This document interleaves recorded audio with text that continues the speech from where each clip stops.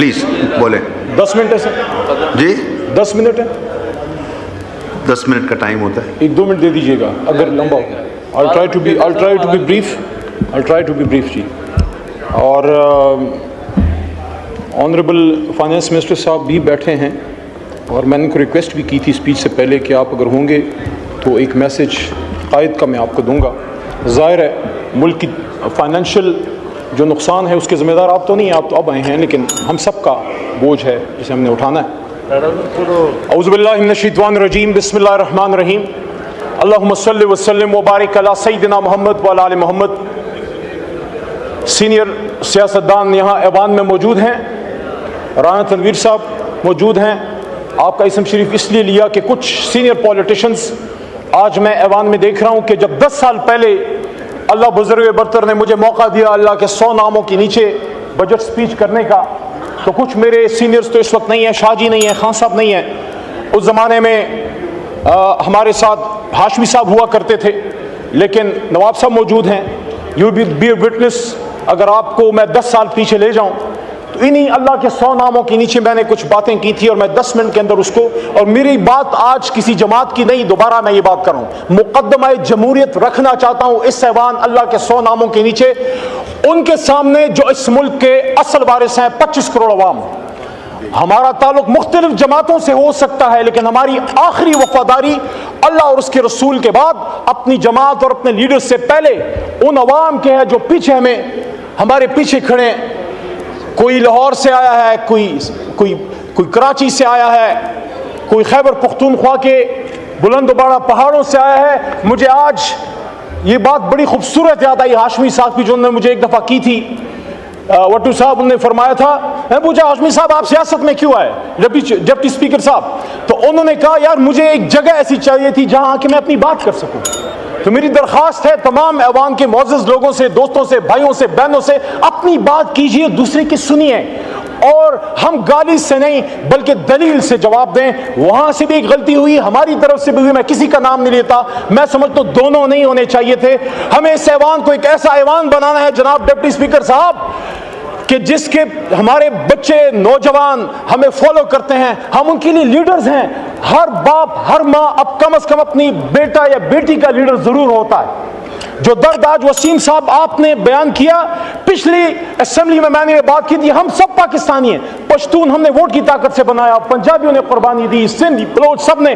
میں برملا اس کا اظہار کرتا ہوں, سب سے بڑی قربانی پاکستان کے لیے اگر کسی نے دی ہے, اردو سپیکنگ نے دی ہے کہ اپنا گھر چھوڑ کے پاکستان کو گھر بنایا. آؤ ان کو سینے سے لگاؤ اور ساتھ میں بلوچ کو بھی سینے سے لگاؤ. تو آج سے 10 سال پہلے ڈپٹی اسپیکر صاحب آپ کی فل توجہ آج مجھے چاہیے. آپ دیندار آدمی ہیں اور میں نے آپ کو ہمیشہ جے نماز پہ اپوزیشن لابی میں دیکھا تھا. میں نے 10 سال پہلے بات کی کہ اللہ ان 100 ناموں کے نیچے الرحمن الرحیم الملک القدوس السلام المؤمن المحیمن العزیز الجبار المتکبر خالق البارئ المصور الغفار قہار الوہاب الرزاق الفتاح علیم القابض الباسط الخافض الرافع المعز المذل سمیع البصیر الحکم العدل اللطیف الخبیر حلیم العظیم الغفور الشکور علی الکبیر الحفیظ المقیت الحسیب الجلیل الکریم الرقیب المجیب الواسع الحکیم الودود المجید الباعث الشہید الحق وکیل القوی المتین الولی الحمید المحصی المبدی المعید محی الممیت الحی القیوم واجد الماجد الواحد الاحد الصمد القادر المقتدر المقدم المؤخر الاول الاخر الظاہر الباطن والی المتعال البر التواب المنعم المنتقم عفو الرؤوف المالک الملک ذو الجلال والاکرام رب المقسط الجامع الغنی المغنی المانع الضار نافع النور ہادی البدیع الباقی وارث الرشید الصبور. اللہ کے 100 ناموں کے نیچے ہم سب اس بات کا عہد کرتے ہیں, آپ ہو یا ہم ہو, ہم اس بات کا عہد کرتے ہیں یہ پاکستان ہماری ماں ہے, اپنی ماں سے زیادہ اس پاک سرزمین کے وفادار رہیں گے. اور اس کے بعد قائد اعظم بیرسٹر محمد علی جناح نے جو باتیں کی تھی, میرے بڑے بھائی ترڑ صاحب بیٹھے ہیں, لاء میں میرے سینئر ہیں, قابل احترام ہیں, اگر ہم ان کی گفتگو پہ جاتے, ان کے فرمودات پہ جاتے, یقین کیجئے پاکستان آج سپر پاور ہوتا. اور یہ بنے گا, اور یہ بنے گا جس طرح صوفی محمد برکت علی صاحب فرمایا کرتے تھے وہ کہتے تھے تمہیں جنگل میں تنکے چنتا ایک ملنگ یاد آئے گا جب وہ کہا کرتا تھا ایک وقت آئے گا کہ دنیا کے فیصلے پاکستان اور اسلام آباد کی ہار نہ میں ہوں گے، لیکن اس کے لیے ہمیں کھڑا ہونا ہوگا، مضبوط ہونا ہوگا۔ اس آدمی نے کہا تھا جناح صاحب نے کہ مسلمان مصیبت میں گھبرایا نہیں کرتا، تو پھر انہوں نے آپ کو آگے کی ڈائریکشن بھی دی، حکومت کیسے کرنی ہے، فائنانس کیسے چلانا ہے، لا منسٹری کا کیا کام ہے، بیوروکریسی نے کیا کرنا ہے، آرمڈ فورسز نے جس کو ہم اسٹیبلشمنٹ کہتے ہیں، آرمڈ فورسز نے کیا کرنا ہے، سیاستدانوں نے کیا کرنا ہے۔ میں مقدمہ جمہوریت میں آگے بڑھنے سے پہلے بجٹ 2024 پہ ایک بات کرتا ہوں، جو بھی حکومت آتی ہے جو کرنے والا کام ہے وہ اس کی طرف ہم نہیں جاتے، ہم کہیں گے برا بجٹ ہے، یہ کہیں گے اچھا بجٹ ہے، لیکن اس آدمی نے 1948 میں یہ بات کی تھی اسٹیٹ بینک آف پاکستان کو سپیچ کرتے ہوئے، کہا تھا، اور یہ بات پاکستان کی فائنانس منسٹری 75 سال سے اپنے ویب سائٹ پہ اپنے سینٹرل آفس میں جب Asad Umar minister for finance ہوا کرتے تھے، ہم جب جاتے تھے میں دیکھتا تھا وہاں بڑا لکھا ہے، ہمایوں صاحب اورنگزیب صاحب بڑا لکھا ہوا ہے، قائد اعظم نے سن 48 میں فرمایا، مفہوم ہے تقریباً، الفاظ ایسے ہی ہیں تقریباً، کہ I shall watch، state bank کو کہہ رہے ہیں کہ I shall watch with keenness the work of your research organization in devising the banking principle according to Islamic banking system۔ ایسا ہی ہے، اور اس میں وہ یہ بھی کہتے ہیں Honorable Finance Minister صاحب کہ the Western economic system has given the world nothing but 2 world wars۔ تو انہوں نے ہمیں راستہ یہ دیا کہ آؤ دنیا کو ربا فری، سود سے پاک معیشت دیں۔ مسلمانوں نے ہند نے جب پاکستان بنایا تھا لا الہ الا اللہ محمد رسول اللہ کے نام پہ، تو ہم نے دنیا کو جب ایک نئی ریاست دی، اللہ رسول کے نام پہ پہلی ریاست ہے اور شاید آخری ریاست، تو وہاں ہم نے دنیا کو اپنا اکنامک سسٹم دینا تھا۔ ہاں مشکل ہے اور جیسا مشکل ہے، لیکن سفر وہ جو نیلسن منڈیلا نے کہا تھا نا کہ journey of 1000 miles starts with a single step، let's take that step today from the National Assembly of Pakistan my learned brothers and sisters۔ دوسرا آیت کی بات تو بڑی ایک انسان کی بات ہے، اللہ کیا کہتے ہیں سورہ بقرہ آیت نمبر 276، الذين يأكلون الربا لا يقومون إلا كما يقوم الذي يتخبطه الشيطان من المس ذلك بأنهم قالوا إنما البيع مثل الربا وأحل الله البيع وحرم الربا فمن جاءه موعظة من ربه فانتهى فله ما سلف وأمره إلى الله ومن عاد فأولئك أصحاب النار هم فيها خالدون۔ مفہوم یہ ہے کہ جو لوگ سود کھاتے ہیں وہ اس جہان میں ایسے اٹھیں گے یتخبطہ الشیطان من المس، جیسے ان کو if the evil has touched them۔ اور پھر آگے کیا کہتا ہے اللہ تعالیٰ، اللہ آگے آیت نمبر 276 میں کہتا ہے یمحق اللہ الربا ویربی الصدقات واللہ لا يحب كل کفار نثیم۔ اللہ ربا کو ختم کرتا ہے، سود کو ختم کرتا ہے، اور اللہ صدقات کو بڑھاتا ہے۔ اور آگے پھر اللہ کریم کیا فرماتے ہیں، یا ایھا الذین آمنوا اتقوا اللہ وذروا ما بقی الربا ان کنتم مؤمنین، اے ایمان والو اگر اللہ سے ڈرتے ہو تو ربا کو چھوڑ دو، سود کو چھوڑ دو۔ سارے بجٹ پھر آپ کی ملک و قوم کی ترقی کے بجٹ ہوں گے، چاہے نون بنائے، پیپل پارٹی بنائے یا ہم خان صاحب بنائیں۔ اور آگے اللہ کیا کہتے ہیں، یہ بڑی سخت آیت ہے، ڈپٹی اسپیکر صاحب مجھ میں جرت نہیں، آپ خود شاہ صاحب آپ خود صاحب تصوف خاندان سے تعلق رکھتے ہیں، آپ میں بھی ہمت نہیں، ہم میں کسی میں ہمت نہیں۔ اللہ کہتے ہیں یا ایھا الذین آمنوا اتقوا اللہ وذروا ما بقی الربا ان کنتم مؤمنین فإن لم تفعلوا فاذنوا بحرب من اللہ ورسولہ وإن تبتم فلکم رؤوس اموالکم ولا تظلمون ولا تظلمون۔ اور جو کوئی سود کرے گا وہ اللہ رسول سے جنگ کرتا ہے ہم میں ہمت اللہ رسول سے جنگ کرنے کی؟ 75 سال سے جنگ کر رہے ہیں، پھر کہہ رہے غربت کیوں ہے؟ میری بہن نے باتیں کی شازیہ مری صاحبہ نے، میں ان کی بات کو سپورٹ کرتا ہوں۔ ایک ریاست اسلام، ریاست پاکستان ایک اسلامی ریاست میں صلاحیت ہونی چاہیے to take take along the underprivileged people with you, the impoverished people with you, those people who need our support.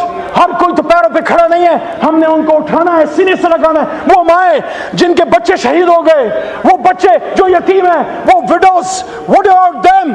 ان کے لیے اس ریاست میں سینہ کھولنا ہے. لیکن مقدمہ جمہوریت میں پھر آگے بڑی امپورٹنٹ بات اس آئین پاکستان کی, اور وہ یہ ہے, بڑی بات ہوتی ہے کون سٹیٹ ہے, کون وارث ہے.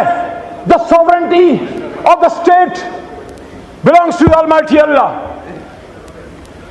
اور اس کو ایک سیکرڈ ٹرسٹ کے طور پہ 25 کروڑ نے استعمال کرنا ہے, اور the state will exercise its powers through your chosen representatives. Yes. Not through some organization, not to some department of the executive arm, not army, not ISI, not any other department. They are only the supporting arms. بہت ضروری ہے, جس طرح ہاتھوں کے بغیر آپ اپاہج ہیں, اپنی آرم فورسز اور انٹیلیجنس ایجنسیز کے بغیر آپ کچھ نہیں کر سکتے. But who will decide the policies? میرے آنریبل لا منسٹر صاحب, ڈاکٹر صاحب, آپ سے بھی مخاطب ہوں, سب سے مخاطب ہوں. قائد نے کیا کہا 16 جون 1948, قائد نے سٹاف کالج کی سپیچ کرتے ہوئے کہا, مفہوم یہ الفاظ ادھر ادھر تھوڑے سے ہو سکتے ہیں, کہتے ہیں this is the legal position. قائد کہتے ہیں this is the legal position. The armed forces are the servants of the people of Pakistan. You do not make national policies. It is we the civilians who decide these issues, and you are supposed to fulfill those policies which are entrusted upon you. Qaid Azam Muhammad Ali Jinnah, speech to Staff College of Pakistan, Quetta. تو میرے جناب deputy speaker صاحب, میں مقدمہ جمہوریت کے آخر کی طرف آتے ہوئے پوچھنا چاہتا ہوں, یہ عوام تو چن لیتی ہے, اس عوام نے تو چنا, لیاقت علی خان کو بھی چنا, کیوں اس کو چنا دیا گیا؟ اس کے قاتلوں کو کیوں فیسلیٹیٹ کیا گیا؟ جا کے ہسٹری پڑھو. آج اگر میرا لیڈر عمران خان کہتا ہے حمود الرحمان کمیشن پڑھو, اس لیے کہتا ہے کہ ایک الزام تو لگا بھٹو پہ, ادھر ہم ادھر تم کا, لیکن کیا کسی کو اصل حقیقت کا پتہ ہے کہ یحییٰ کا کیا کردار تھا؟ وہ یہ نہیں کہہ رہا کہ ایسے حالات پر خدا نہ کرے, معاذ اللہ یہ ملک تا قیامت رہے گا, لیکن اس سے سیکھیں, اس کو پھانسی چڑھا دیا دوسرے کو, بھٹو کو. آج میں یہاں بطور سیاسی کارکن ڈیمانڈ کرتا ہوں جناب ڈپٹی اسپیکر صاحب, پاکستانیوں کو بتایا جائے ایک ایسی خاتون جو کھڑی ہو گئی, اس کو لیاقت باغ میں جب شہید کیا گیا, قوم کو بے نظیر بھٹو کے قاتلوں کا اصل چہرہ دکھایا جائے, اس پہ جوڈیشل کمیشن بنایا جائے. DGISPR صاحب, آپ کہتے ہیں judicial commission, yes we are with you, make a judicial commission on 9th May. We want to know who were the people who committed that folly.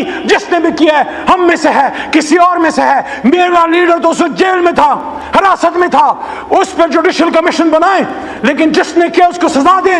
میری بوڑھی ڈاکٹر یاسمین راشد کا کیا قصور ہے؟ آپ ہی کی طرح, ماں جی آپ ہی کی طرح کی وہ سینئر سٹیزن ہے, کورونا میں ہیرو ہے اس قوم کی. یاسمین راشد کے ساتھ ساتھ ہماری عالیہ حمزہ کا کیا قصور ہے؟ شاہ محمود قریشی کا کیا قصور ہے؟ ایک سینئر پولیٹیشن, پاکستان کے لیے جدوجہد کرنے والا, ریمنڈ ڈیوس کے معاملے پہ استعفیٰ دینے والا.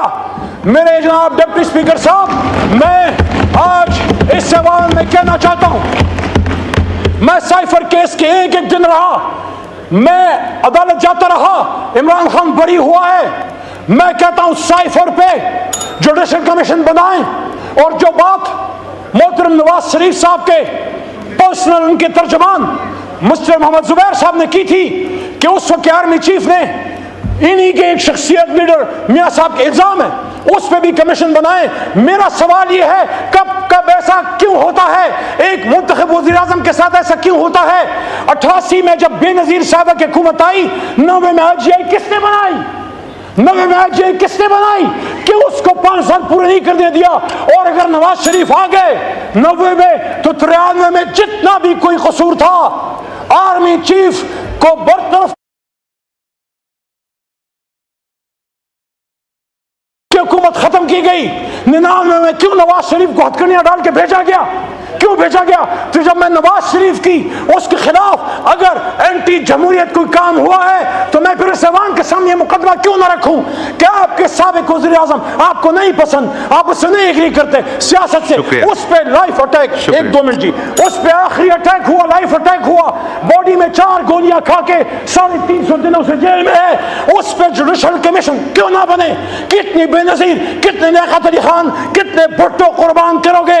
ہزاروں سال نرگس اپنی بے نوری پہ روتی ہے، بڑی مشکل سے ہوتا ہے چمن میں دیدور پیدا، مقدمہ جمہوریت یہ ہے میرے بھائیوں، میری بہنوں، میرے دوستوں، do not fight for power,